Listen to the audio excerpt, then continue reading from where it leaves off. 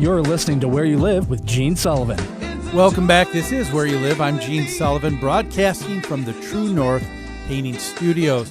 The show's brought to you by Extreme Exteriors and American Family Insurance, the Kim Bennett Agency. As an American family agent, Kim believes that there is so much more to insurance than the policy itself.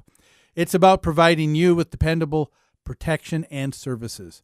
Kim believes that trust and credibility can't be demanded. It can only be earned by what you say and what you do. Give her a call at 651-482-1598 and tell her Gene sent you.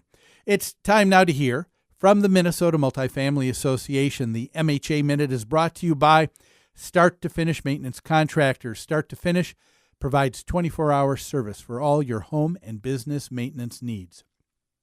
Call Start to Finish at 952-259-1219 for your home, for your business, for your peace of mind. Did you know that the top reason renters do not renew their leases is not because of rent increases? The biggest complaint among renters and the most important gauge of renter satisfaction is how the management responds to maintenance requests. Responding to maintenance calls quickly and effectively makes for happy residents. Happy residents make for reduced turnover. Reduced turnover makes for better cash flow. That's just one of the hundreds, thousands of things you can learn from the Minnesota Multi-Housing Association, the best, most comprehensive resource in the state for owners of everything from a duplex to hundreds of units, and for townhome and condo associations as well.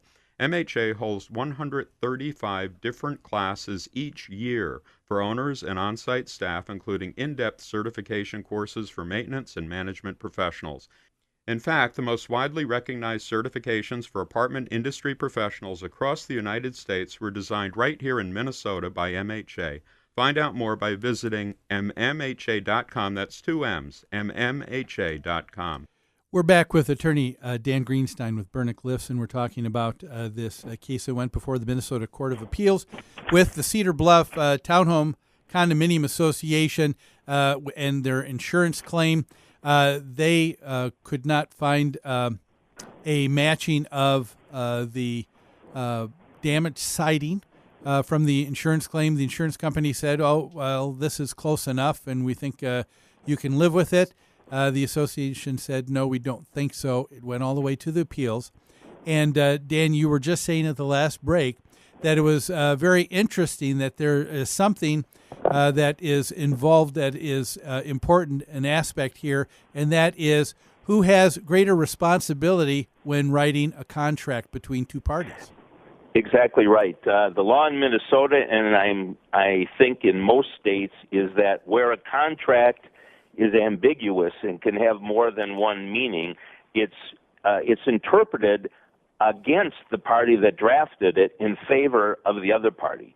Yeah. And the court spent a lot of time talking about that, where the part of the contract of insurance was viewed to be ambiguous, and because it was susceptible to two or more interpretations, they were going to make the decision in favor of the association, not of the insurance company. And that happens all the time. My goodness, I think of all the times when people, thinking of another situation here, tax law and the IRS. I heard from one person that they said that when things are ambiguous with the IRS, 3 out of 4 times it usually sides with the taxpayer and not the IRS because of that very same thing, of that ambiguity.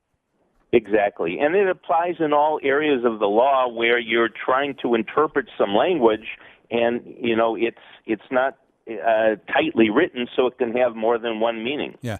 Now, this has some outstanding consequences for associations. Tell our listeners about that. Gene. It does and it doesn't. I want to caution any listener. The whole case is about interpreting the language of the insurance contract. And in this case, the insurance company agreed to, and the language says, they agreed to repair, rebuild, or replace the damaged property with other property of like kind and quality, and that the value of the covered property would be determined based on the cost to replace it. The policy itself did not define what the terms of like kind and quality meant, or they didn't define property of comparable material and quality. And both parties read that to mean something different. Of course, the association felt that meant when you have comparable material and quality, of like kind and quality, it means you have to do all of the siding, so it's all the same. The insurance company interpreted it to mean something different. The court concluded, based upon the language in the contract and the ambiguity, as well as the fact that the insurance company wrote the contract, they were going to find in favor of the association and require the insurer to replace all of the siding. Okay. Now, in this particular case, this is probably, in the very least, then, something that will give an insurance adjuster pause before on whether or not they say next time all of the siding needs to be replaced, or we're only going to allow certain portions. Yeah, that's exactly right. In fact, even more so, what it says is that the appraisers have the right to make a decision on whether or not just the damaged siding will be replaced or whether all of the siding will be replaced. And this will apply to any damage on the exterior of a property. It could also be like shingles.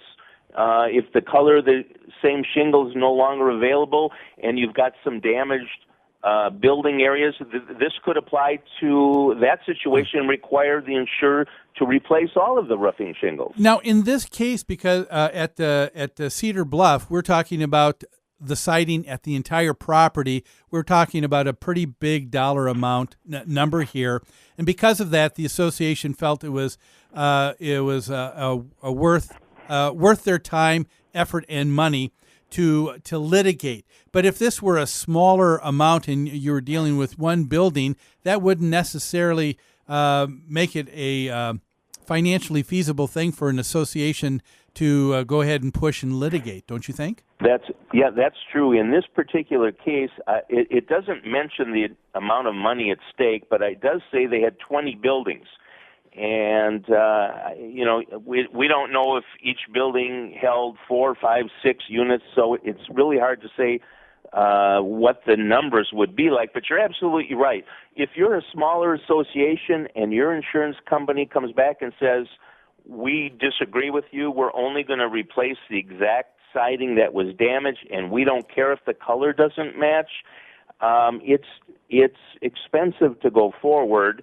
And even if you go into the next stage of the resolution that's required in your contract and you have the arbitration, there's nothing requiring the insurance company from not challenging the arbitration award. Okay. In other words, even if your appraisers side with you, the insurance company could still bring you to court and ask the courts to review it. Okay. Well, Dan, thanks so much for taking time to be on the show today. My pleasure.